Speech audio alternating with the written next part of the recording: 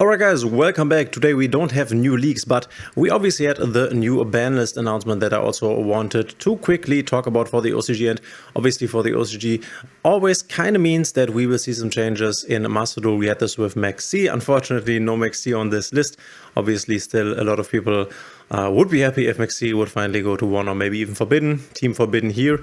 But yeah, we have some changes and there are some interesting ones. So we have Cyberjar going from 2 to 3. This recently also happened, I think, in Master Duel, where we basically unbanned this card. It's very old, has been on the list for very long, and obviously we can let it go free, let it roam free, doesn't really make a difference. We have Zodiac Trident going back to 3. We had this at 3 in Master Duel. This was a few lists ago, quite a while basically ago. And yeah, this doesn't really change anything. Obviously, the Zodiac engine has been power crept by now, so there's no problem freeing this card. Basically, we have Speed Triceratops from 2 to 3. Once again, not a big difference maker here for the rank 3 XYZ decks. Might be relevant in the future if there's a really strong rank 3 XYZ deck or something else like this. But for now, this is totally fine. And yeah, I like cleaning up the list with unnecessary stuff. We have Airlifter back from 2 to 3, and I like how they definitely speed up the process of freeing old cards that are no longer super relevant. For example, the Zodiac Trident has obviously been on this list for a very, very long time in comparison to Rescue Ace Airlifter. So they are even faster now with unbanning cards that don't need to be anymore. Going from 2 to 3, obviously this won't make Rescue Ace be a banger deck once again, so this is totally fine. Same goes for Nightmare Throne. Jubel is definitely done for. A lot of people also kind of done with this deck, don't want to play it anymore, and it will not suddenly take over the game once again, so this is fine. Fusion Destiny 2 to 3, this definitely makes... I'm not quite sure though, you can let me know in the comments if you have more knowledge than me here.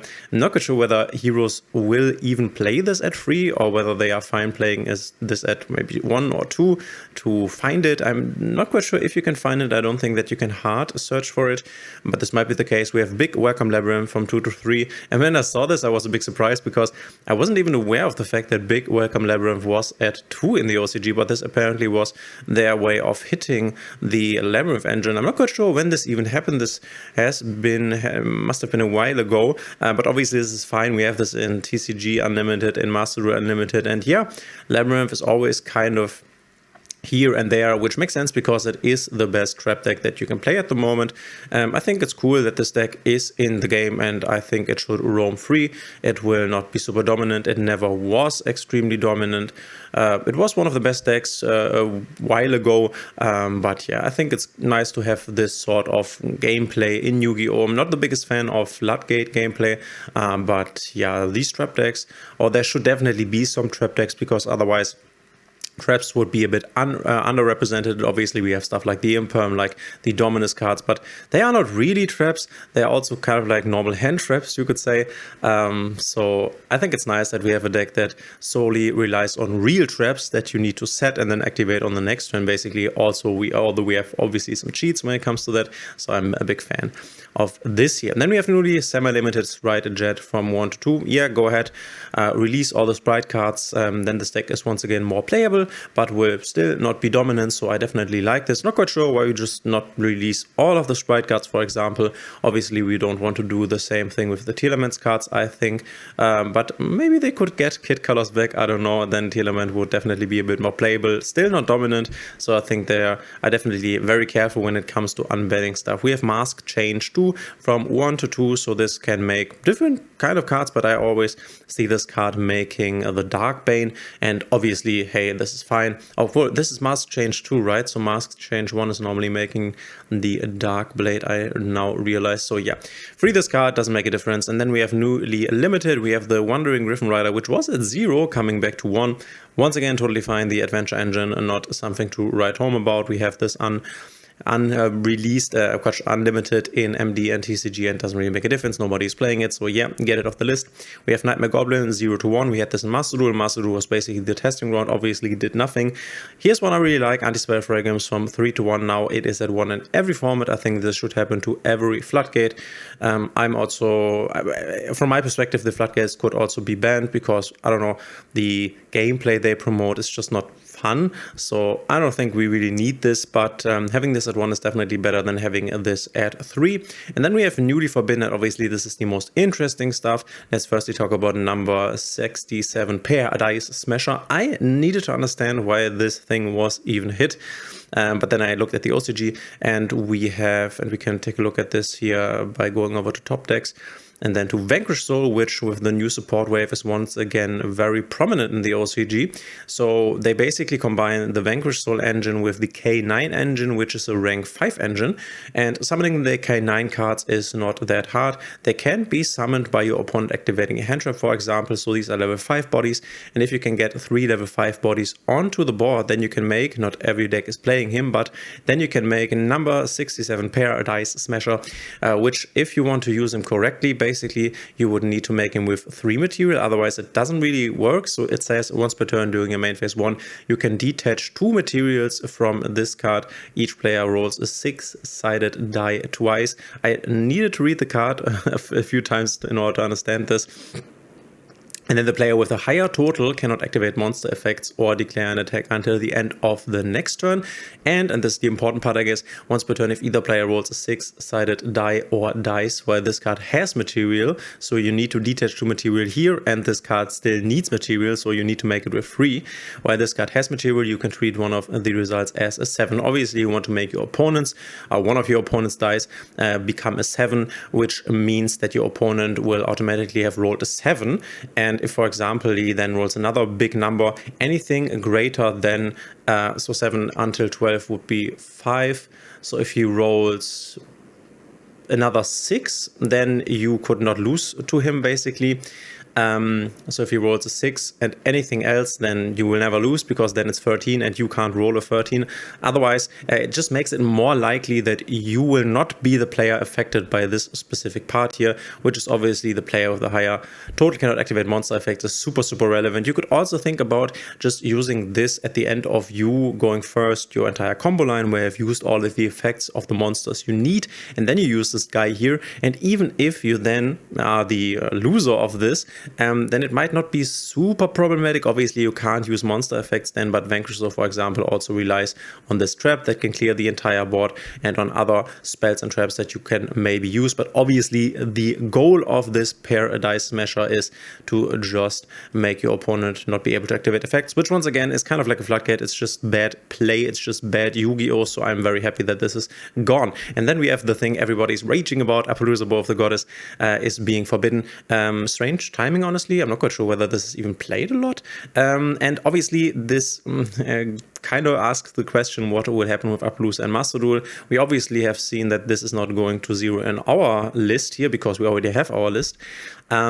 I think it would have made sense to actually ban Apollousa on this list if we receive Malice, because Malice... so the first thing with Malice is, obviously Malice and Rising will be the next big dominant things, and the important thing with Malice is, and I've talked about this in the comment section of another video where someone said, okay, I think Rising will be more dominant. I personally think Malice will be more dominant, because the reason why Malice was worse than Rising in the beginning of Rising and Malice format in the TCG was because of Artifact Lancia, which basically says you cannot banish anymore. But here in Master Duel, because we are best of 1, you can't really put 3 Artifact Lancia in your deck, because if you don't face Malice, then you have wasted 3 spots for a totally useless card. I think you can't really play this in the main deck in a best of 1 format. Obviously, if you only see Malice, then you would do it. Otherwise, you still have this idea of the Ryzeal Detonator destroying your Malice monsters, which is kind of a problem, but I think that Malice might be the more dominant one if we can't really use the Artifact Lancia, and especially if we have Apollousa still legal, because Apollousa is very good in Malice. You have these Malice Link 3 bodies that are quite easily made, and you can use them. So it's not like, oh, this is this Link 3 body that I need to use for my important Link 4 end boss monster, but you can just use this Link 3 body, it goes to the graveyard, and then you can banish it, and then this is the stick of Malice. Everything that is getting banished, monsters, will come back to the field by you paying life points. So it's very easy to make an Apollousa with 2 materials, and also you can do it quite early on. I think it's kind of hard to do it before 5 summons. You can basically summon 3 Malice base monsters, make a Malice Link 3, but then you would still need another monster on the field to make the Apo. So it's not that easy. It might be possible in some situations, but then again, not really. I think you can't really do it before 5 summons, but still, this is very, very good for Malice, a good support and supporting card for Malice. So I think they should have definitely banned it on this list if they wanted to ban it. If we get Malice, maybe we will get Malice, maybe we get Ryzeal first. I'm super, super sure we get one of them. I would assume we get Ryzeal first. Honestly, I also hope for this because I have played a lot of Malice in real life, even though Malice is overall the more interesting deck. And yeah, you can definitely play more Malice and still makes fun compared to Ryzeal. But the other question people were asking is, and you can let me know in the comments what your opinion on this is, what your solution, suggestion for this is.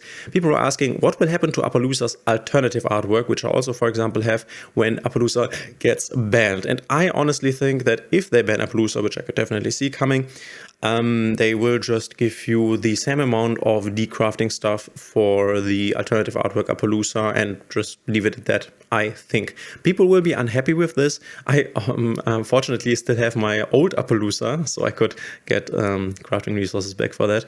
But I don't really think that anything else will happen there. I don't think that you get like thrice the ultra rare refund basically, or that they do something else. You can maybe exchange this for another alternative artwork card that is still legal or something like this. Don't really think they will do this, but you can let me know in the comments what your opinion on this is, and also what your opinion on this ban list is. I think it's an okay ban list. I have to say I wasn't really into the OCG format, like taking a look at it extremely in detail. I obviously know that Vanquish Soul is a big thing there. I wasn't aware of this Paradise Smasher thing, but yeah, I'm not quite sure whether this hits Vanquish Soul even that hard, and this is apparently what you would want to do because Vanquish Soul is the most dominant one. Is Apollousa even being played? We can quickly take a look, and we can see right here that Vanquish Soul isn't even playing Apollousa. Maybe this is more of a Yummy hit. I don't know. We can quickly take a look. Here's an Apollousa. So let's take a look at Yummy, which is the second most represented deck. Once again, we don't really see an Apollousa by clicking through the first deck lists. I don't know, there's no Apollousa here. So this is what I'm talking about. This is why I'm a bit confused, because I also was under the impression that Apollousa is not really being used at the moment in the OCG. But hey, it is what it is. This is the ban list. Let me know in the comments what you think of this. Let me know in the comments what you think of this Apollousa situation. And thanks for being here. We will see each other tomorrow when I tell you whether the new pack is worth buying or whether you should save your gems for the pack coming on 4th of July. July. Always mix these ups. So thanks for being here, and we will see each other in the next one.